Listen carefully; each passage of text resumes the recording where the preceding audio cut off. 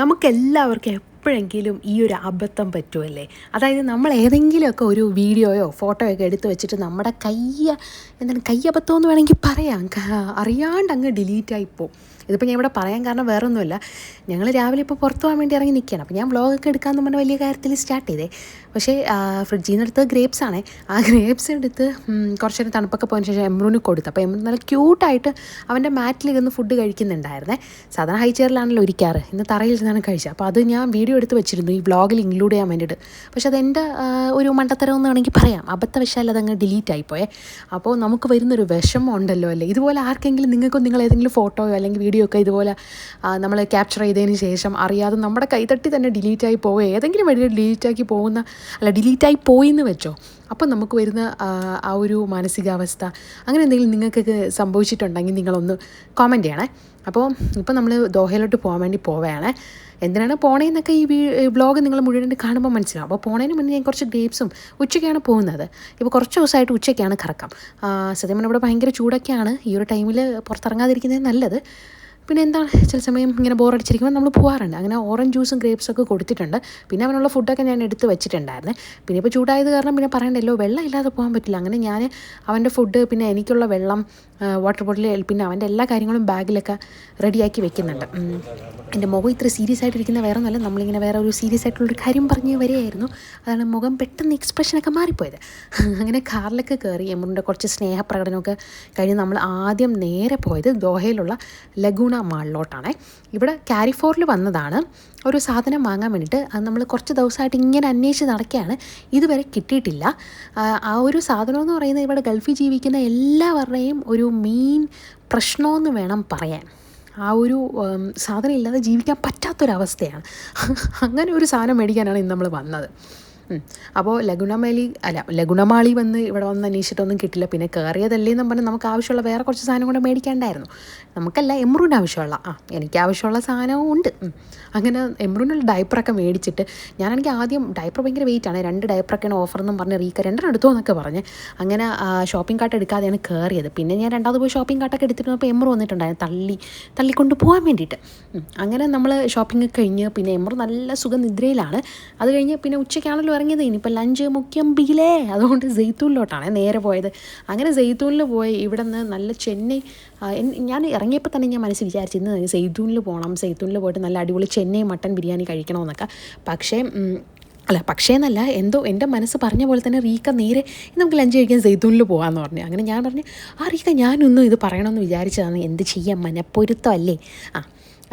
അപ്പോൾ നമ്മൾ സെയ്ത്തൂനിൽ വന്നു. പക്ഷേ ഇവിടെ വന്നപ്പോഴത്തേക്കും ചെന്നൈ മട്ടൻ ബിരിയാണി തീർന്നു എന്ന് പറഞ്ഞു. പിന്നെ മലബാർ മട്ടൻ ബിരിയാണിയും മേടിച്ചു. എന്തെനിക്ക് ഇവിടുത്തെ മലബാർ മട്ടൻ ബിരിയാണിയും കാട്ടി കൂടുതൽ ഇഷ്ടം ചെന്നൈ മട്ടൻ ബിരിയാണിയാണ്. അങ്ങനെ തൽക്കാലം റീക്ക കുസ്ക മേടിച്ചു. കുസ്ക എന്ന് പറയുന്നത് ഈ ബിരിയാണിയുടെ റൈസില്ലേ, അത് തമിഴിൽ കുസ്ക എന്നാണെന്ന് തോന്നുന്നു പറയുന്നത്. അങ്ങനെ അത് മട്ടനില്ല, പകരം റൈസ് ഉണ്ടായിരുന്നു. അങ്ങനെ അത് കഴിച്ചേ. അതും പിന്നെ ഞാൻ മട്ടൻ ബിരിയാണി കഴിച്ചു. എമ്രോന് കുറച്ച് ചോറൊക്കെ കൊടുത്തു. അത് കഴിഞ്ഞ് നമ്മളിവിടെ ഇപ്പം മാംഗോ സീസണൊക്കെ ആയതിനു ശേഷം ഇവിടെ ഒരുപാട് സ്പെഷ്യലായിട്ടുള്ള സാധനങ്ങൾ ഇപ്പം ഡിസേർട്ടാണെങ്കിലും ഒക്കെ ഉണ്ട് കേട്ടോ. അപ്പം ഞാൻ വേറൊരു ഡിസേർട്ടാണ് പറഞ്ഞത്, പക്ഷേ അതില്ല. ഇപ്പോൾ സീസണൊക്കെ കഴിയാറായല്ലോ. അതുകൊണ്ട് തന്നെ ഇവിടെ സത്യം പറഞ്ഞാൽ സെയ്ത്തൂൽ ഓഗസ്റ്റ് 31 വരെ ഉണ്ടെന്നാണ് ഇട്ടിരുന്നത്.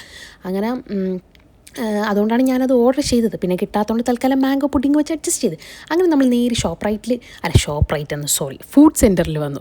അപ്പോൾ ഫുഡ് സെൻറ്ററിൽ ഫാമിലി ഫുഡ് സെൻറ്ററാണ്. ഇവിടെയും ആ സാധനം അന്വേഷിച്ചാണ് വന്നത്. അവിടെയും കിട്ടാത്തതുകൊണ്ട് വേറെ സാധനങ്ങളൊക്കെ മേടിച്ചിട്ട് നേരെ ഷോപ്പ് എത്തിയേ. എന്തോന്ന് ചിരിക്കണം. നമ്മളിപ്പോൾ ഷോപ്പ് റൈറ്റ് എന്ന് പറയുന്ന ഒരു ഹൈപ്പർ മാർക്കറ്റ് എന്നൊക്കെ പറയാം, അവിടെ വന്നിരിക്കുകയാണ്. സംഭവം എന്താണെന്ന് വെച്ചാൽ ഈ ഗൾഫുകാരുടെ ഏറ്റവും വലിയ പ്രശ്നം പറയുന്നത് പാറ്റശല്യമാണ്. ഭയങ്കര പാറ്റശല്യം. ആദ്യം കുറച്ചൊക്കെ ഉണ്ടായിരുന്നുള്ളൂ, ഇപ്പോൾ കൂടി വന്നേട്ടോ. അങ്ങനെ ഏത് ഇവിടെ വെച്ചാലും പാറ്റ പോവില്ല. അപ്പോൾ നമ്മൾ പഴയ വീട്ടിലാണെങ്കിൽ എപ്പോഴും കോമ്പാക്റ്റ് എന്ന് പറയുന്ന ഒരു സാധനമുണ്ട്, ഒരു ബൈറ്റ് പോലെ, അതാണ് മേടിച്ച് വെക്കുന്നത് പാറ്റശല്യം കുറയ്ക്കാൻ വേണ്ടിയിട്ട്.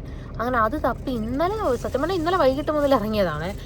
ഇന്നലെ വൈകിട്ടും കുറേ അൽക്കോറിലുള്ള ഹൈപ്പർ മാർക്കറ്റിലൊക്കെ എല്ലായിടത്തും കയറിയൊക്കെ നോക്കി, കിട്ടിയില്ല. ഇന്നിപ്പോൾ ദോഹയിൽ വന്നപ്പോൾ ഇവിടെ എല്ലായിടവും കയറി നോക്കി, ഒരിടത്തും ഇല്ല. അവസാനം ഈ ഒരു ഷോപ്പ് റൈറ്റ് എന്ന് പറഞ്ഞ കടയിൽ നിന്നാണ് ലാസ്റ്റ് ടൈം എന്തോ റീക്ക മേടിച്ചത്.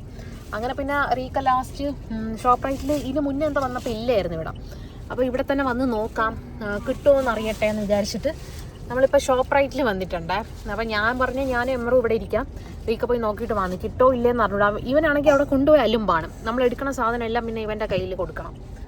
നോക്ക് എവിടെ കയറി ഇരിക്കണം എന്ന് എൻ്റെ പുറകിൽ. ഇപ്പോൾ ഇതാണ് ഇഷ്ടം. വീട്ടിലാണെങ്കിലും ഞാൻ കിടക്കുകയാണെങ്കിൽ സോഫയിലൊക്കെ കിടക്കുകയാണെങ്കിലേ പില്ലോ വെച്ചിട്ടല്ലേ കിടക്കുന്ന, പില്ലോയുടെ പുറകിൽ മുകളിൽ കയറിയിരിക്കും. അങ്ങനെ ഇരിക്കണം, അതാണ് അവന് ഇഷ്ടം. എന്തോന്ന് ചിരിക്കണ എന്തിനാ? നീ ആ സാധനം കളഞ്ഞ കയ്യിലൊരു സാധനം വെച്ച് ഷോളിടാ.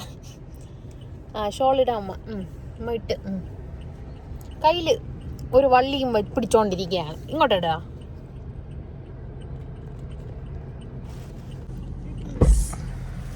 സക്സസ് ആയ റീക്ക, സന്തോഷം ഭയങ്കര മുഖത്ത്.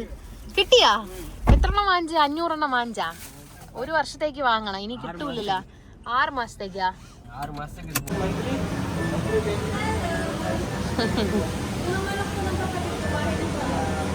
അങ്ങനെ നമ്മൾ അന്വേഷിച്ച് നടന്ന സാധനമൊക്കെ കിട്ടി. എന്ത് സാധനം എന്നൊക്കെ മനസ്സിലായല്ലോ. ഇവിടുത്തെ ഏറ്റവും വലിയ പ്രശ്നമാണ്, പ്രത്യേകിച്ച് നമ്മൾ നാട്ടിലെങ്ങാനും വീട് അടച്ചിട്ട് വന്നാൽ പിന്നെ തീർന്ന് ഫുൾ പാറ്റയായിരിക്കും കേട്ടോ. കോക്രോച്ചിൻ്റെ ശല്യമായിരിക്കും. എല്ലാം ഇങ്ങനെ മരിച്ചു കിടക്കും. വലിയ വലിയ കോക്രോച്ച്. ഇപ്പോൾ ചെറുതാണ് വീട്ടിലുള്ളത്. തൽക്കാലം ചെറുതിനുള്ള മരുന്നൊക്കെ മേടിച്ചിട്ടാണ് ഇന്ന് വീട്ടിൽ പോകുന്നത്. പിന്നെ നമ്മൾ ദോഹയിൽ വന്ന സ്ഥിതിക്ക് ഇവിടെ ന്യൂ ഏജിൽ അൽഹിലാലിലുള്ള ഇവിടുത്തെ പ്ലേ ഏരിയയിൽ എപ്പോഴും വരാറുണ്ട്. എമ്മറോന് സമയം പോകണമല്ലോ. ഇവിടെയാണ് ഈ വീടിൻ്റെ ഓപ്പോസിറ്റ് ആയിട്ടാണ്, അല്ല ഈ ഒരു അൽമീറയുടെ ഓപ്പോസിറ്റ് ആയിട്ടാണ് റീക്കയുടെ ഫ്രണ്ടിൻ്റെ വീട്. അപ്പോൾ പിന്നെ ചേട്ടനെയും കൂടെ പിക്കാനാണ് വന്നത് പുറത്ത് പോകാൻ വേണ്ടി. അങ്ങനെ കുറേ നേരം മീൻസ് ഒരു 1 hour ഇവിടെ നിന്ന് കുറേ കളിപ്പിച്ചിട്ട് നമ്മൾ ചായ കുടിക്കാൻ വേണ്ടി പോയിട്ടുണ്ട്. റീക്കാണെങ്കിൽ സെയ്ത്തൂണിന്ന് ഫുഡ് കഴിച്ചപ്പോൾ തന്നെ ചായയൊക്കെ കുടിച്ചിട്ടുണ്ടായിരുന്നു. ഞാൻ കുടിച്ചില്ലായിരുന്നു. 4 മണിയായി ഫുഡൊക്കെ കഴിച്ച് വന്നപ്പം. പക്ഷേ എനിക്ക് ഞാൻ ടൈം ആവാത്തതുകൊണ്ട് ചായ കുടിച്ചില്ല. ടൈം ആയില്ലെന്നല്ല, ടൈം ആയി, പക്ഷേ വയറ് നിറഞ്ഞിരുന്നതുകൊണ്ട് ഞാൻ കുടിച്ചില്ല. പകരം ഞാൻ മാംഗോ പുഡിങ് കഴിച്ചല്ലോ. അങ്ങനെ പിന്നെ നമ്മൾ ചായയും വടയൊക്കെ കഴിച്ചിട്ട് പിന്നെ ചേട്ടനെ ഡ്രോപ്പ് ചെയ്ത് ഇനി നമ്മൾ കാർ വാഷ് ചെയ്യാനാണ് വന്നത്. കാർ വാഷ് ചെയ്യാൻ വേണ്ടി വക്കുതി വന്ന് എമ്മറും ആണെങ്കിൽ ഇങ്ങനെ സോപ്പൊക്കെ ഇങ്ങനെ വീഴുന്ന കണ്ടപ്പോൾ ഇങ്ങനെ തൊടാനൊക്കെ നോക്കുന്നത്. അപ്പോൾ ഇവിടെ കാർ വാഷ് കഴിഞ്ഞ് പോയപ്പോഴത്തേക്കും കാർ വാഷ് ചെയ്ത ആൾ വേറൊരു കൺട്രിയാണ്. അയാൾ പറയുന്നത് ഈ കുഞ്ഞ് നല്ല ബ്രേവാണ്, അതായത് എല്ലാ സാധനം കുഞ്ഞുങ്ങൾ കാറി കരയും. ഇവൻ കരഞ്ഞൊന്നുമില്ല, എല്ലാം ഇങ്ങനെ നോക്കിക്കൊണ്ടിരുന്നെന്ന്. സംഭവം ഇവൻ പേടിച്ചാദ്യം എൻ്റെ അടുത്ത് വന്ന് ഈ വെള്ളം അടിക്കുമ്പോൾ സൗണ്ട് കേൾക്കുമല്ലോ, പിന്നെ അങ്ങോട്ട് എല്ലാം ഇങ്ങനെ കാഴ്ച കണ്ടുകൊണ്ടിരുന്നു. എപ്പോഴും നമ്മൾ പോകുന്നതുകൊണ്ട് അത്ര വലിയ പേടിയൊന്നുമില്ല. അങ്ങനെ അതൊക്കെ കഴിഞ്ഞ് പിന്നെയും നമ്മൾ എന്തായാലും ഫുഡിനിപ്പോൾ അൽക്കോറിൽ പോയി കഴിക്കാമെന്നാണ് വിചാരിച്ചത്. പിന്നെ ഞങ്ങൾ തൽക്കാലം തമിഴ്നാട് റെസ്റ്റോറൻറ്റ് ഇവിടെ വന്നിട്ട് കുറേ നാളായി. പിന്നെ വീണ്ടും തിരിച്ച് തമിഴ്നാട് റെസ്റ്റോറൻറ്റിൽ നിന്ന് ഫുഡ് കഴിച്ച് നേരെ വീട്ടിലോട്ട് പോയി. അപ്പോൾ ഇനി പുതിയ വ്ളോഗിൽ കാണാം. Good night.